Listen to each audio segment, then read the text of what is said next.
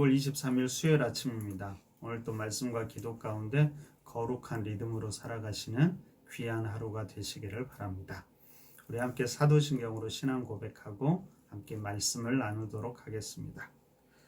전능하사 천지를 만드신 하나님 아버지를 내가 믿사오며 그 외아들 우리 주 예수 그리스도를 믿사오니 이는 성령으로 잉태하사 동정녀 마리아에게 나시고 본디오 빌라도에게 고난을 받으사 십자가에 못 박혀 죽으시고 장사한 지 사흘 만에 죽은 자 가운데서 다시 살아나시며 하늘에 오르사 전능하신 하나님 우편에 앉아 계시다가 죄로서 산 자와 죽은 자를 심판하러 오시리라. 성령을 믿사오며 거룩한 공회와 성도가 서로 교통하는 것과 죄를 사하여 주시는 것과 몸이 다시 사는 것과 영원히 사는 것을 믿사옵나이다. 아멘. 자, 오늘 우리가 함께 나눌 말씀은 사도행전 18장입니다. 여러분, 사도행전 18장은 15장부터 시작한 2차 선교 여행이 마무리되는 장입니다. 여러분, 15장에서 예루살렘 공의회가 나오는데 예루살렘 공의회를 통해서 이방 선교의 원칙이 정해지지요. 그래서 사도 바울은 좀 더 가벼운 마음으로 2차 선교를 떠나게 됩니다. 그럼 이때 성령님의 이끄심을 통해 유럽 선교가 시작되는데요. 바로 핵심적인 지역은 바로 빌립보, 고린도, 그리고 에베소였습니다. 사도 바울은 더베와 루스드라 그리고 드로아를 거쳐서 빌립보에 이르게 됩니다. 그런 다음에 암비볼리, 아볼로니아, 데살로니가 그리고 베레와 아덴을 거쳐서 고린도에 이르게 되죠. 그리고 고린도에서 약 1년 6개월을 머무는데요. 그런 다음에 갱그리아와 에베소를 거쳐서 가이사랴와 안디옥에 이르러 2차 전도 여행을 마무리하게 됩니다. 여러분, 2차 선교 여행은 주로 마게도니아 지역과 그리스 지역을 복음화하게 되는데요. 이를 통해서 이제 본격적으로 유럽 선교가 시작되는 장면입니다. 그럼 바울의 선교를 자세히 살펴보면 항상 거기에는 함께하고 돕는 이들이 있었는데요. 어떤 면에서 이들을 페이스메이커라고 말할 수 있을 것입니다. 원래 페이스메이커는 마라톤에서 사용하는 단어인데요. 마라톤 경기 때 대략 한 30km까지 선두를 달리면서 함께 뛰어주면서 우리 동료 선수의 페이스를 잡아주는 역할을 하는 선수를 바로 페이스메이커라고 말합니다. 그럼 그들은 자기가 1등을 하기 위함이 아니라 오로지 다른 선수가 1등을 하도록 돕는 조력자들이죠. 어떤 면에서 보면 자기 자신이 주인공이 되지 못하는 서글픈 자리인지도 모르겠습니다. 근데 여러분, 페이스메이커가 있는 이들을 그 동료를 한번 생각해 보십시오. 나를 위해 함께 달려주고 나에게 모든 페이스를 맞춰주는 이가 있다는 것이 얼마나 든든한지 모를 것입니다. 그러면 어떤 면에서 보면 하나님이 우리의 페이스메이커가 되어주시지요. 그리고 하나님은 우리가 서로가 서로에게 페이스메이커가 되어주기를 바라고 계십니다. 그리고 그렇게 하다 보면 어느새 함께 성장하는 것을 알게 될 것입니다. 이것이 바로 하나님께서 허락하신 놀라운 만남의 결과입니다. 그럼 오늘 본문 18장에서도 그런 만남과 성숙을 잘 보여주고 있습니다. 그럼 사도 바울이 17장 아덴에서 고생하며 선교 사역을 하지요. 그리고 오늘 본문 18장에서는 18장 고린도에 이르게 되는데요. 고린도에서의 사역도 결코 만만치가 않았습니다. 여러분, 당시 고린도는 항구 도시로 종교와 상업이 번영했는데요.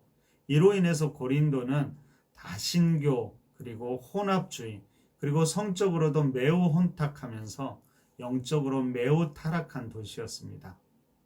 뿐만 아니라 바울을 대적하는 세력들도 여전히 많이 있었죠. 그러면 이런 고린도의 사역이 결코 쉽지 않았는데 그때마다 성령님께서는 환상 중에서 바울을 격려해 주셨습니다. 오늘 9절과 10절을 보십시오. 밤에 주께서 환상 가운데 바울에게 말씀하시되 두려워하지 말며 침묵하지 말고 말하라.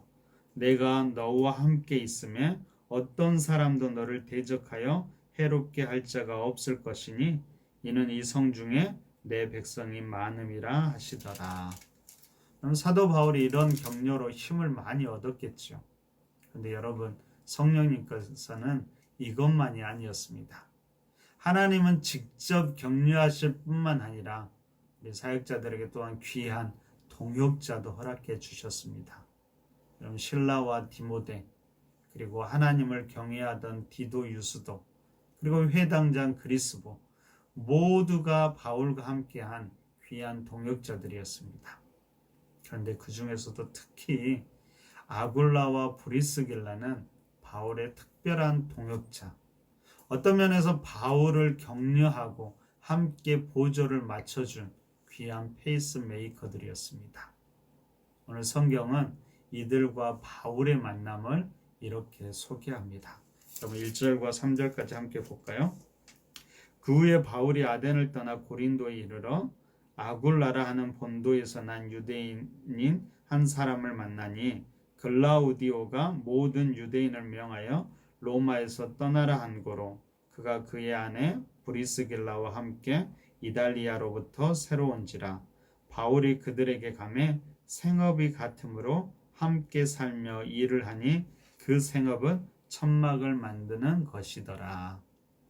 여러분, 브리스길라와 아굴라는 원래 로마에서 살던 유대인들이었습니다. 그럼 이들은 특별히 브리스길라의 가문의 가업이었던 가죽 공예를 이어받아서 많은 돈을 벌게 되지요. 전설에 의하면 이들이 로마에서 무덤, 카타콤을 소유하고 있었는데요. 나중에 기독교인들이 핍박을 받을 때 바로 그리스도인들이 모이는 장소로 사용되곤 했다고 합니다.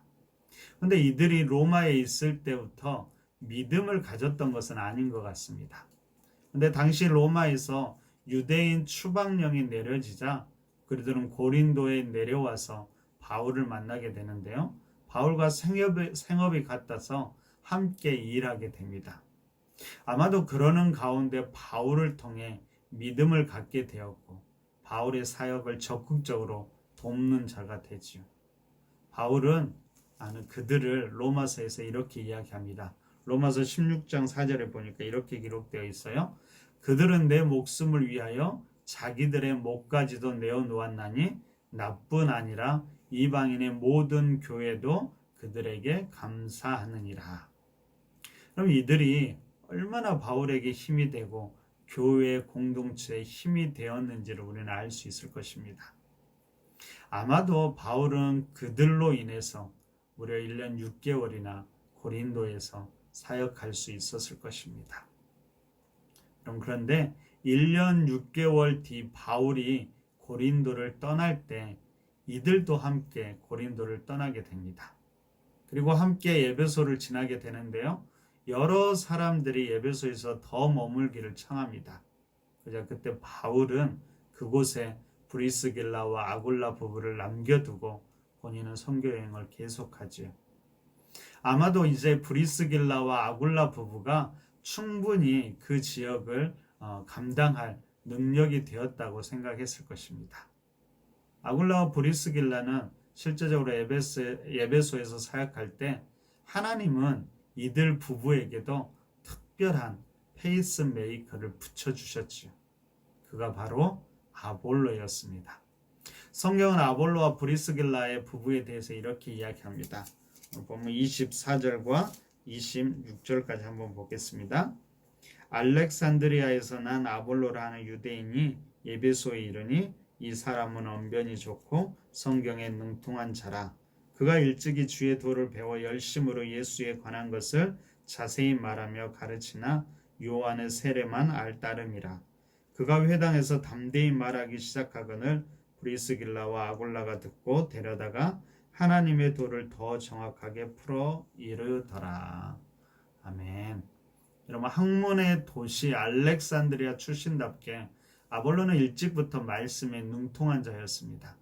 하지만 그는 요한의 세례만 알고 있었죠. 그러면 이 말은 말씀을 지식적으로만 알고 있었다라는 말입니다. 그때 아굴라와 브리스길라는 그에게 성령의 역사를 아마도 체험하게 하면서 하나님의 도의 깊은 의미를 알게 하고 경험하게 합니다. 그러면서 아볼로를 훌륭한 사역자로 키워내지요. 그리고 그 아볼로를 어떻게 했을까요? 그럼 27절과 28절을 보십시오. 이렇게 기록되어 있습니다. 아볼로가 아가야로 건너가고자 하므로 형제들이 그를 격려하며 제자들에게 편지를 써 영접하라 하였더니 그가 가매 은혜로 말미암아 믿은 자들이 많은 유익을 주니 이는 성경으로서 예수는 그리스도라고 증언하여 공중 앞에서 힘있게 유대인의 말을 이기미러라. 여러분, 브리스길라와 아굴라 부부는 아볼로를 격려하고 아가야에 있는 형제들에게 아볼로를 추천하고 사역할 수 있게 해줍니다. 그리고 그곳에서 아볼로는 훌륭하게 사역을 감당하죠. 여러분, 이런 흐름, 오늘 본문에서 나와 있는 이런 하나의 흐름을 좀 주목해 봤으면 좋겠습니다. 특별히 브리스길라와 아굴라의 부부를 보십시오. 여러분, 그들은 바울의 페이스메이커가 되었죠.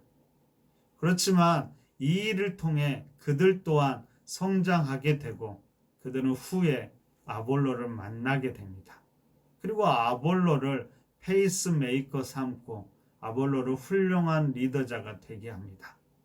그리고 또한 아볼로를 적당한 곳에 파송하지요. 아마 아볼로도 그곳에서 또 다른 페이스메이커를 만나고 그를 성장하도록 돕고 그를 또 다른 곳에 파송했을 것입니다. 여러분, 이처럼 제자는 제자를 낳고 그 제자는 또다시 제자를 삼는 것, 이것이 제자와의 과정이고요. 복음화의 과정입니다. 그리고 우리 모두가 이 제자화의 과정에 동참해야만 할 것입니다. 그럼 특별히 2022년 푸른나무 교회 가운데 기도하면서 우리가 힘쓰는 것은 바로 이런 제자와의 흐름을 만들어내는 것입니다. 그러면 여러분, 이런 제자와 과정에서 제일 중요한 것이 무엇일까요? 하나님은 먼저 우리가 훌륭한 페이스메이커가 되기를 바라십니다. 그럼 기꺼이 리더자와 함께하며 그를 돕고 격려하며 함께 믿음의 걸음을 걷는 것이지요. 여러분, 이런 과정을 통해서 우리는 리더자로 성장하게 되고요. 또 다른 일을 성장시킬 수 있을 것입니다. 그리고 이 일을 통해 공동체가 든든히 서가고요. 이 땅 가운데 하나님의 나라가 이루어지게 될 것입니다. 오늘 브리스길라와 아굴라 부부는 이런 제자와의 과정을 잘 보여줍니다. 훌륭한 사도 바울의 페이스메이커였던 그들이 어느새 훌륭한 리더자가 되어 아볼로를 키워냈지요. 여러분, 브리스길라와 아굴라 부부 같은 이들이 우리 푸른나무 교회에 많아졌으면 좋겠습니다. 여러분들은 현재 리더자이십니까? 여러분, 사도 바울처럼 페이스메이커와 함께하면서 그를 성장할 수 있도록 최선을 다해서 도와주시기 바랍니다. 현재 여러분들이 아무것도 하고 있지 않습니까? 여러분, 브리스길라와 아굴라 부부처럼 누군가의 페이스메이커가 되어주십시오. 여러분, 현재 여러분들이 페이스메이커이십니까? 여러분, 브리스길라와 아굴라 부부처럼 최선을 다해서 리더자와 함께 하십시오. 그러면서 여러분도 누군가를 성장시킬 수 있는 그런 리더자로 자라가시기 바랍니다. 이렇게 우리 모두가 함께 하면서 서로를 격려하며 함께 성장해 가면 좋겠습니다. 그때 우리 공동체도 성장하게 되고 하나님 나라도 확장되어 갈 것입니다. 이런 좋은 흐름들이, 제자와의 흐름들이 우리를 통해서 그리고 우리 푸른나무 교회 안에 이루어지기를 간절히 바랍니다. 우리 함께 기도할까요? 오늘 주신 말씀 기억하면서 함께 기억했으면 좋겠습니다. 기도하면 좋겠습니다. 이런 푸른나무 교회 가운데 좋은 페이스메이커로 허락해달라고 기도하십시오. 그들이 리더자와 함께하며 리더자로 성장할 수 있도록, 그래서 그가 또 다른 사람을 키워내고 이런 제자화가 우리 공동체 안에 계속될 수 있도록 기도해 주십시오. 그리고 수요일 기도 제목인 우리 세상과 여러분이 속한 일터를 위해서도 기도했으면 좋겠습니다. 특별히 이 땅 가운데 평화와 화해가 필요합니다. 우리나라 대선 가운데서도 그런 평화와 화해가 넘칠 수 있도록 기도해 주시고요. 그리고 갈등이 있는 우크라이나와 러시아도 평화와 화해가 넘칠 수 있도록 기도해 주시기 바랍니다. 그리고 우리가 속한 가정과 일터 가운데 모든 관계 가운데 갈등과 분열이 아니라 사랑과 평화가 넘칠 수 있도록 기도해 주시기 바랍니다. 자, 이런 기도 제목을 가지고 함께 기도하겠습니다.